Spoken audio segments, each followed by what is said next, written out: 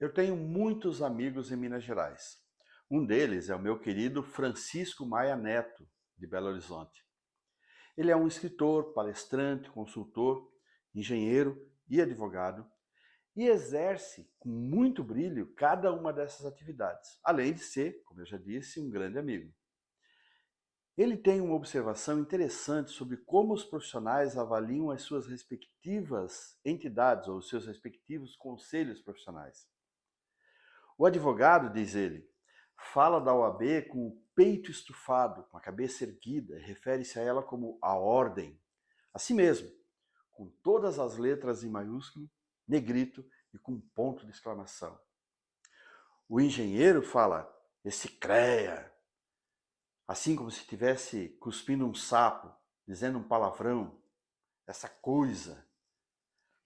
E a minha experiência de mais de 35 anos de engenharia, muitos dos quais dedicados à convivência com os colegas em entidades de classe e conselhos profissionais, me ajudam a confirmar a opinião do meu amigo Maia Neto. É exatamente assim. A questão é, por quê? Por que odiamos tanto o CREA? Por que será que todo engenheiro reclama do CREA? Eu não consigo entender por que o CREA tem tanta rejeição. Aí fui começando a fazer inúmeras RTs, chegava as minhas anuidades, chegavam todas os meus projetos iam sendo feitos, e eu ficava pensando, cara, o que está acontecendo? Por que a gente tem tanto problema, Por que eu tenho que pagar tanto? Primeiro, o engenheiro civil é o cara que mais paga para trabalhar que existe. Vinícius, como assim paga para trabalhar? Não tem que pagar imposto? Não, tudo bem, os impostos, a gente está fadado aí a pagar os impostos do governo.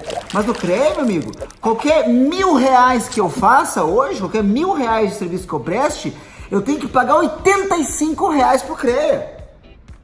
Se eu fizer um serviço de, olha só, se eu fizer um serviço hoje de R$800 e emitir uma nota fiscal e uma RT, eu pago R$85, eu pago 10% de taxa pro CREA. Você já parou para pensar nisso? Que você paga 10% de taxa pro CREA?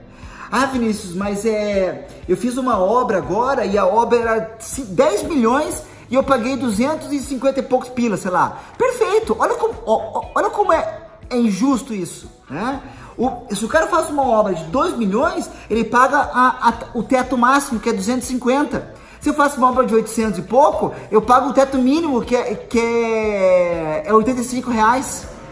Então assim, isso é uma piada, Isso ele paga tanto para trabalhar. Pede pro médico, se ele fizer uma consulta de R$500, se ele tem que pagar, se ele tem que pagar R$50 pro CRM. Pede pro advogado se ele fizer uma consulta de um servicinho lá, um laudozinho lá e tal, a gente vai cobrar 900 pilas, ele vai ter que pagar R$90 pra OAB.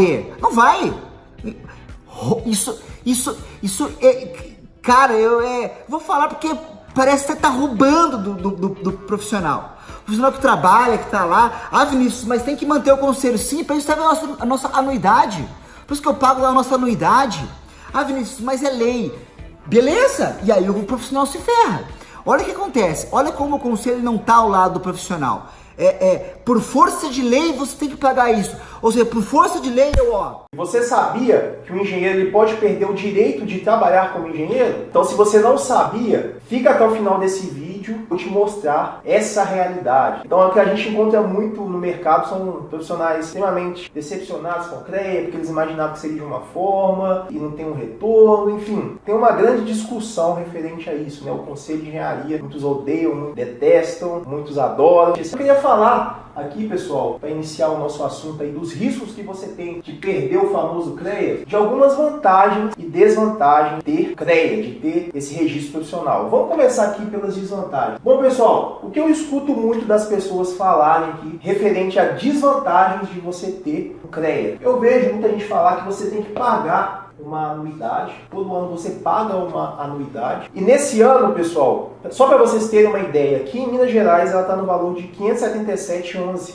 Então todo ano você tem que pagar uma anuidade, Essa é uma desvantagem que eu vejo o pessoal reclamar. E que, segundo a opinião dessas pessoas, você não vê nenhum retorno. Por exemplo, Órgãos como o OAB, eles oferecem descontos em cinema, descontos em livros, um convênio bom, né, para os associados, e, enfim, uma porção de descontos e vantagens aí, né, de quem é um associado na OAB, que é a Ordem dos Advogados Brasileiros, se registra lá, faz o mesmo processo que faz para registrar no CREA. Eles têm uma série de vantagens lá, que no CREA as pessoas geralmente reclamam que não tem nenhuma vantagem. E uma outra desvantagem que eu escuto muito os profissionais falarem é o seguinte: que todo serviço que você fizer, pessoal, você tem que pagar uma taxa lá, uma RT. E o que o pessoal geralmente reclama? Eles falam, cara, imagina só um médico. Toda vez que o médico fosse fazer uma cirurgia, ele tivesse que pagar uma taxa para fazer uma cirurgia. Imagina só um advogado. Toda vez que ele fosse defender uma causa, ele teria que pagar uma taxa para defender essa causa. Essa comparação que o pessoal faz. Por que o CREA exige que os engenheiros tenham que pagar uma taxa toda vez que for fazer um serviço e outros órgãos não? Então essa é uma desvantagem que geralmente os profissionais que estão mais tempos aí no mercado, eles reclamam, né? Essa é uma desvantagem, de ter que pagar toda vez que você for fazer um serviço. E na minha visão, pessoal, qual que é a vantagem de você ter um registro profissional? Na minha visão, você ter um registro profissional é uma forma de peneirar o mercado. Tirar curiosos, tirar profissionais que fazem pouco caso, que não estão muito interessados, de ser um possível concorrente seu. Então imagina só, pessoal, o profissional que quer emitir uma RT, que é algo obrigatório para todo serviço que você pegar de engenharia, ele vai ter que estar registrado, vai ter que pagar uma anuidade, ele vai ter que manter essa anuidade lá, né? Registro ativo, ele vai ter que mandar uma série de documentações lá para o CREA. Então, assim, quem não quer trabalhar como engenheiro, né, mesmo que tenha se formado como engenheiro, mas quem não quer trabalhar, não vai ter esse trabalho, não vai ter esse gasto todo, para simplesmente deixar um registro ativo lá e não mexer. Então, isso dá meio que uma peneirada, pessoal, no mercado, né? Vai tirar um pouco do excesso aí de profissionais formados, vai deixar uma menor concorrência para você. Tá? Isso para mim é uma... Como eu dizia, o problema é de comunicação, ou de uma comunicação mal feita ou equivocada. Veja bem, eu conheço bem os CREAs. Como eu disse antes, conheço todos os CREAs do Brasil inteiro. E eu posso garantir que nenhum deles faz justiça aos defeitos que lhes são atribuídos. As pessoas que tocam os CREAs, os diretores, conselheiros, inspetores, os fiscais, todos os empregados, são, salvo raríssimas exceções, competentes e muito bem intencionados. Mas a maneira como os CREAs se comunicam com os profissionais, mesmo com todos os recursos da internet e das redes sociais, é muito improdutiva. Os canais de comunicação dos CREAs, as publicações impressas, o site na internet, as redes sociais, os canais no YouTube, são chapa branca demais. E eu não culpo os jornalistas do CREA. Na verdade, eles cumprem diretrizes que vêm de cima. E eles estão, em última análise, defendendo o pão e o leite das crianças. Ocorre que, lá em cima, na direção, tem um profissional cuja formação é extremamente cartesiana, linear demais, exata ao extremo. Tudo tem de ser pontual e, acima de tudo, indiscutível. E na comunicação, o discutível tem de ter o seu espaço. Mas os engenheiros querem transformar qualquer publicação, seja um jornal, uma revista ou um post numa rede social, em uma ata, num documento legal. E assim, os canais de comunicação dos CREAs perdem a corrida para agentes externos, muitas vezes menos qualificados. Não é assim que deve ser. Quando eu digo que os canais de comunicação dos CREAs são chapa branca, eu me refiro a esse direcionamento editorial, que não dá espaço para contradição. Um artigo criticando o CREA ou o seu presidente nunca é publicado. Uma matéria que contraria os interesses da bancada dominante nunca vai ao ar. E por conta dessas e outras, novas ideias só ganham espaço na comunicação do sistema depois que já é um fato consumado, nunca enquanto ainda é alguma coisa passível de discussão. E enquanto isso, a boca pequena, nos subterrâneos, nas conversas do dia a dia, no boca a boca, crescem e se cristalizam as teses que o sistema não quer discutir abertamente.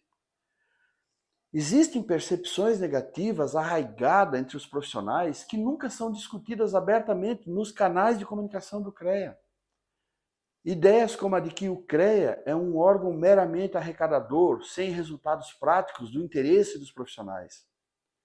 A ideia de que o CREA não faz nada pelos seus profissionais. A ideia de que o CREA não defende os profissionais, como faz a OAB, por exemplo. Esse tipo de tema nunca é objeto da comunicação do sistema. Os antropólogos sabem muito bem. Sem um espaço de contradição, nenhum sistema tem legitimidade. Sem a discussão dos opostos, não há credibilidade na informação. Os profissionais de publicidade e do jornalismo sabem bem que a atenção e o interesse somente são obtidos com a disputa aberta de questões cruciais. Os CREAs precisam eleger a comunicação como uma ferramenta essencial para suas estratégias de desenvolvimento e valorização profissional. Uma comunicação plural, transparente, ágil, dinâmica, comprometida e livre. Minha sugestão, que aliás eu já dei no meu site há quase 20 anos. Talvez seja o caso de dar um pouco mais de asas aos jornalistas, porque eles entendem tudo de comunicação, é a especialidade deles. Eu acho que com um pouco mais de liberdade, eles saberão o que fazer. A comunicação do sistema seria muito mais eficiente sem as amarras vindas de cima. E todos nós teríamos a ganhar. O que você acha?